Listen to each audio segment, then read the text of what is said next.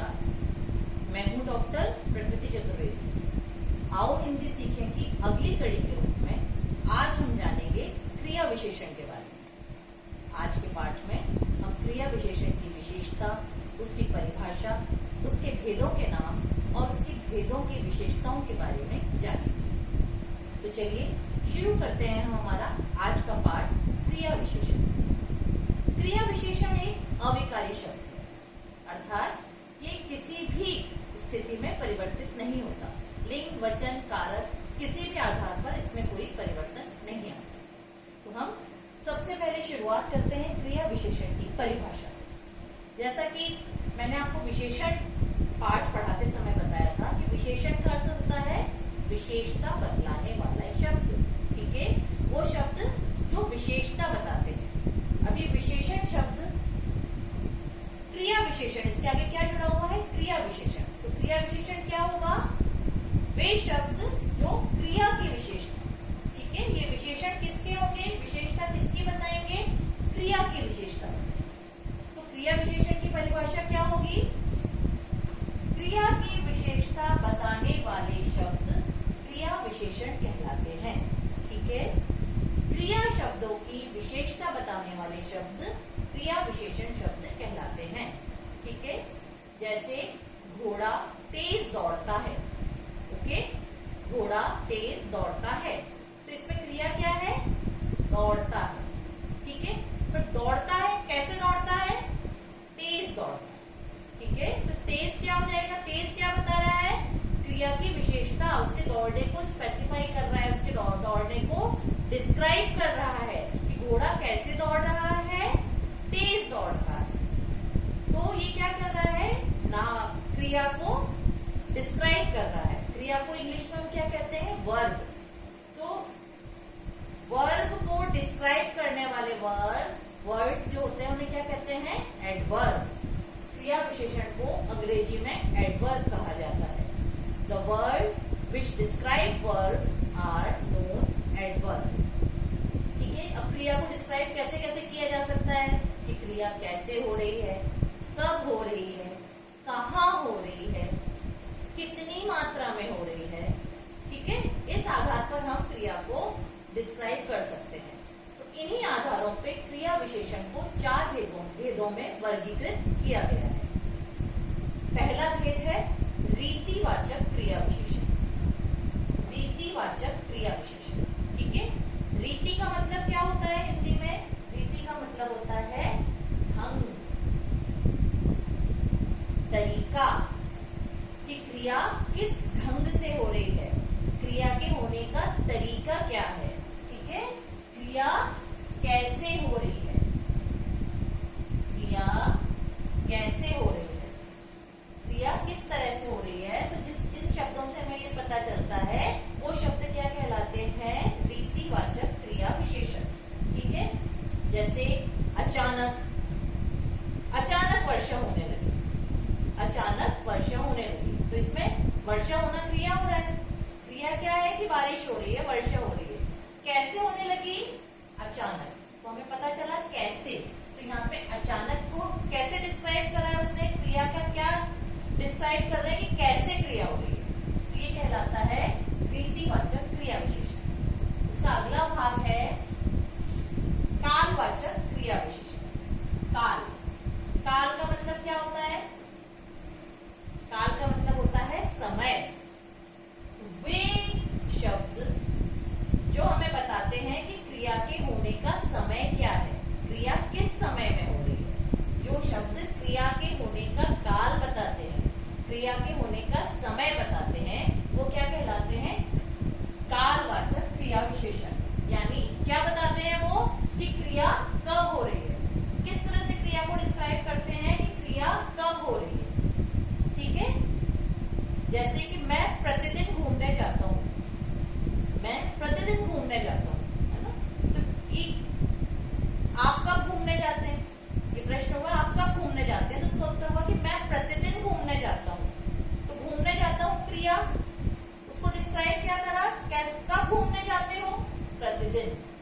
ठीक है, मैं कभी कभी घूमने जाता हूँ। कब घूमने जाते हो? कभी कभी, ठीक है। तो ये प्रतिदिन, कभी कभी, या जैसे मैं रोज घूमने जाता हूँ, मैं रोज घूमने जाता हूँ, तो आप कब घूमने जाते हैं? रोज। तो ये प्रतिदिन, कभी कभी, रोज। हमें रोज ब्रश करना चाहिए, ठीक है। कब ब्रश करना चाहिए? रोज। तो ये क्या बता रहे हैं? क्रिया को कैसे डिस्क्राइब कर रहे हैं? कब। तो वो शब्द जो क्रिया के होने का काल बताते हैं, क्रिया के होने का समय बताते हैं, वे क्या कहलाते हैं? कालवाचक क्रिया विशेषण। जैसे प्रतिदिन, आज, कल, परसों, कभी कभी, ये सारे शब्द सामान्यतया कालवाचक क्रिया विशेषण के रूप में उपयोग में लाए जाते हैं। इसका अगला भाग है, अगला भेद है स्थानवाचक क्रिया विशेषण। स्थानवाचक क्रिया विशेषण, जैसे कि आपको नाम से समझ में आ रहा है कि ये बताते हैं कि क्रिया किस स्थान पे हो रही है, क्रिया के होने के स्थान के बारे में बताते हैं। यानी क्रिया को किस तरह से डिस्क्राइब करते हैं कि क्रिया कहाँ हो रही है, क्रिया कहाँ हो रही है, क्रिया के होने का प्लेस बताते हैं, क्रिया के होने की जगह बताते हैं। जैसे राम इधर उधर घूमता रहता है, राम इधर उधर घूमता रहता है। कैसे हम कहाँ, किस फॉर्म में बता रहे हैं? इसका क्लू वर्ड क्या रहता है? कहाँ। राम कहाँ घूमता रहता है? इधर उधर। मम्मी ऊपर कपड़े सुखाने गई हैं, ठीक है। मम्मी ऊपर कपड़े सुखाने गई हैं, तो कहाँ गई है मम्मी? ऊपर, ठीक है। तो ये इसके क्लू वर्ड्स कौन कौन से होते हैं? जैसे कि इधर उधर, यहाँ वहाँ, ऊपर नीचे, आगे पीछे। ये कुछ ऐसे शब्द हैं जो सामान्य रूप से कालवाचक क्रिया विशेषण के रूप में, स्थानवाचक क्रिया विशेषण के रूप में प्रयोग में आते हैं, ठीक है। कौन कौन से शब्द हुए हमारे? जैसे इधर उधर, यहाँ वहाँ, ऊपर नीचे, आगे पीछे। ये कौन शब्द हैं जो स्थानवाचक क्रिया विशेषण के रूप में प्रयोग में आते हैं। और इसका क्लू वर्ड क्या रहता है? कहाँ। कैसे डिस्क्राइब करता है ये? कैसे क्रिया को डिस्क्राइब करता है? कहाँ, क्रिया कहाँ हो रही है, ओके। इसके बाद में अगला है परिमाणवाचक क्रिया विशेषण। परिमाण, जैसे कि आपको नाम से समझ में आ रहा है, परिमाण यानी मात्रा, क्वांटिटी, क्रिया के होने की मात्रा के बारे में बताता है। वह शब्द जो क्रिया के होने की मात्रा के बारे में बताते हैं, वे क्या कहलाते हैं? परिमाणवाचक क्रिया विशेषण, ठीक है। जैसे परिमाणवाचक में क्या हो गया? बहुत, अधिक, थोड़ा, ज्यादा, ठीक है।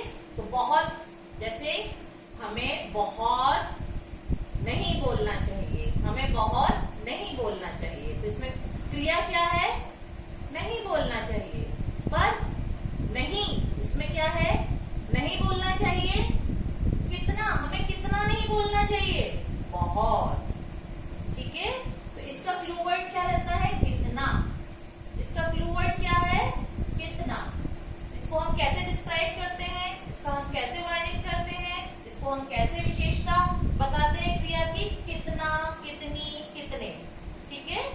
परिमाण के रूप में, उसके मापतोल के रूप में हम बताते हैं कि क्रिया कितनी मात्रा में हो रही है, क्रिया के होने की मात्रा क्या है, ओके। तो ये जैसे कि मैंने आपको बताया, थोड़ा, बहुत, कम, अधिक, ये सारे शब्द जो हैं वो परिमाणवाचक क्रिया विशेषण के रूप में प्रयोग में लाए जाते हैं।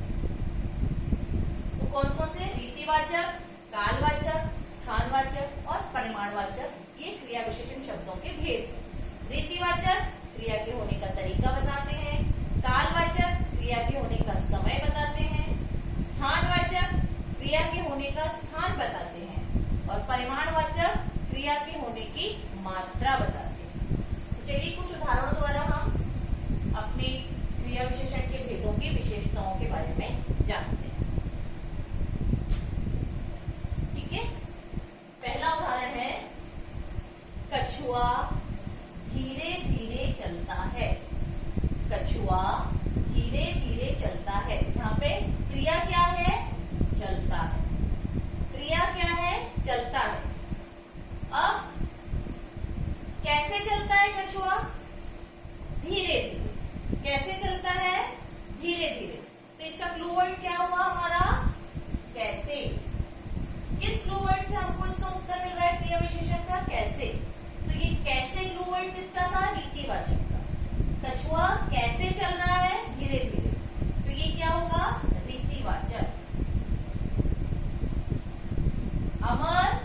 जल्दी लिखता है।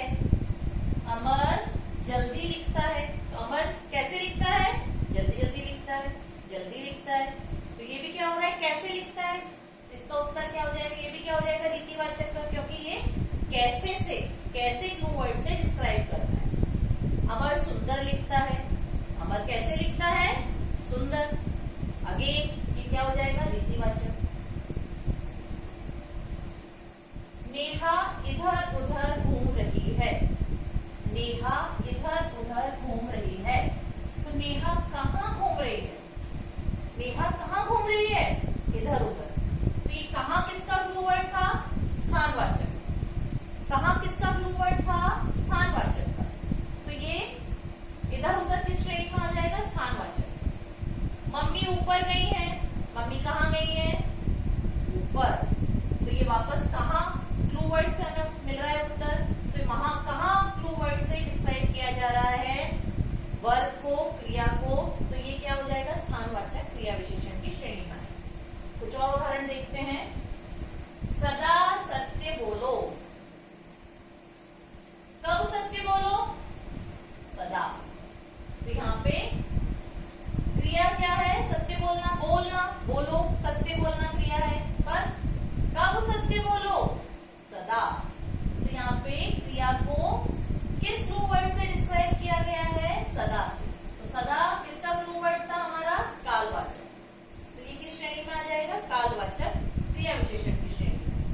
नीना कल घर जाएगी। नीना कल घर जाएगी। तो नीना कब घर जाएगी?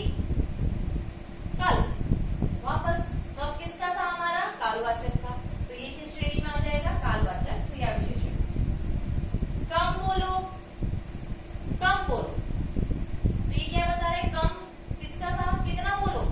कितना किसका था क्लू वर्ड हमारा? परिमाणवाचक का। परिमाण बता रहा है, मापतौल बता रहा है। तो ये किस में आ जाएगा? कम किस श्रेणी में आएगा? परिमाणवाचक क्रिया विशेषण की श्रेणी। थोड़ा खाओ। थोड़ा, थोड़ा भी क्या हो रहा है? क्रिया का परिमाण बता रहा है। तो ये भी किस श्रेणी में आ जाएगा? परिमाणवाचक क्रिया विशेषण की श्रेणी। ठीक है। वह बहुत हंसता है। वह बहुत हंसता है। तो ये बहुत भी क्या हो जाएगा? बहुत, बहुत भी क्या हो रहा है? मात्रा बता रहा है, क्वांटिटी बता रहा है। तो ये किस श्रेणी में आ जाएगा? परिमाणवाचक क्रिया विशेषण की श्रेणी में। अब कई बार क्या होता है कि हम कंफ्यूज हो जाते हैं। कुछ शब्द जो होते हैं वो क्या है? क्रिया विशेषण की श्रेणी में भी आते हैं और विशेषण की श्रेणी में भी आते हैं।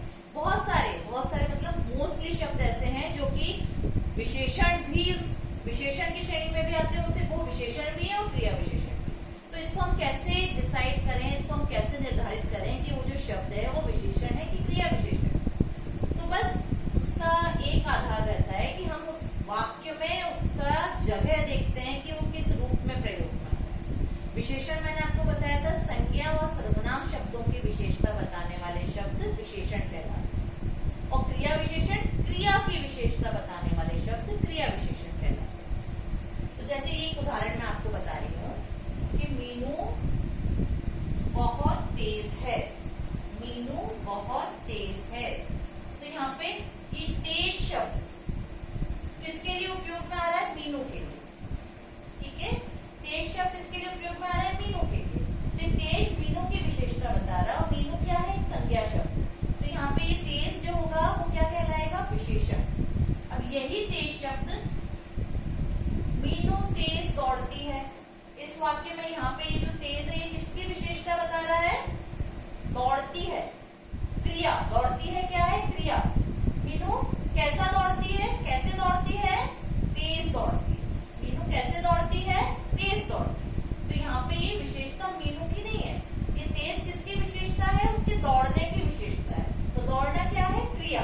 तो जहां पर क्रिया की विशेषता के लिए शब्द प्रयोग में आता है वो क्रिया विशेषण कहलाता है, और संज्ञा या सर्वनाम शब्दों की विशेषता के रूप में अगर वो प्रयुक्त होता है तो वो क्या कहलाता है?